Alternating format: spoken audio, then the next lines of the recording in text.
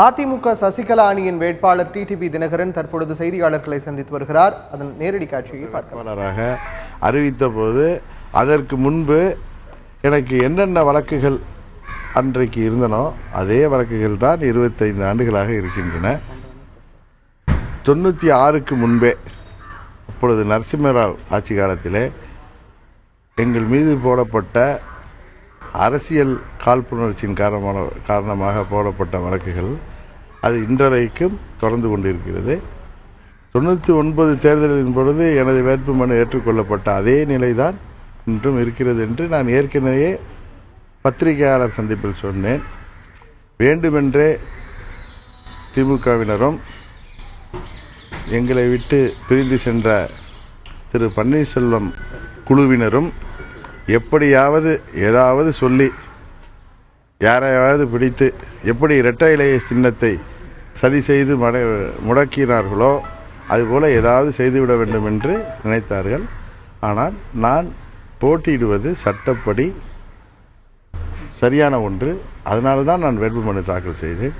இது தேவையில்லாமல் அதை திமுக எதிர்த்து 99 பெரியகுளம் பாராளுமன்ற தேர்தலிலே வேட்பாளராக நான் போட்டியிட்ட போதும் அப்பொழுது என்னை எதிர்த்து போட்டியிட்ட திமுக வேட்பாளர் செல்வேந்திரன் இதே போன்று என்னை எனது வேட்புமனுவை ஏற்றுக்கொள்ளக்கூடாது என்று அன்றைக்கே அவர் வாதாடினார். அன்றைக்கும் எனது வேட்புமனு ஏற்றுக்கொள்ளப்பட்டது.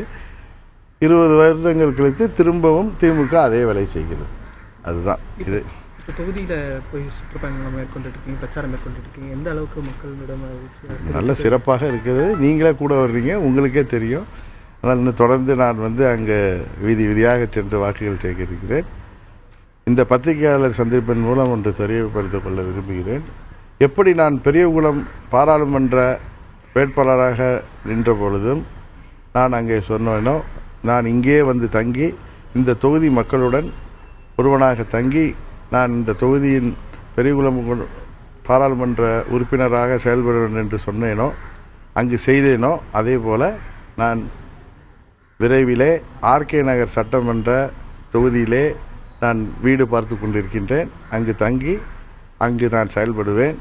அடையாறிலிருந்து அரை மணி நேரம் என்றாலும் ஆர்கே நகரிலேயே நான் வாரம் 3-4 நாட்கள் தங்கி அங்கு நான் நிச்சயம் வெற்றி பெறுவேன். வெற்றி பெற்ற பிறகு பெரியகுளம் தொகுதியில் எப்படி அங்கு உள்ளூர்காரராக இருந்தாரோ அதுபோல் நான் இங்கு ஆர்கே நகர் தொகுதியிலும் தங்கி அந்த மக்களின் தேவைகளை அந்த சட்டமன்ற உறுப்பினராக அடிக்கடி அவர்களை சந்திப்பேன் என்பதை இந்த நேரத்திலே மகிழ்ச்சியோடு தெரிவித்துக் சார், உங்களுக்கு எதிராக மத்திய அரசு செயல்படுத்துன்னு சொல்கிறாங்க.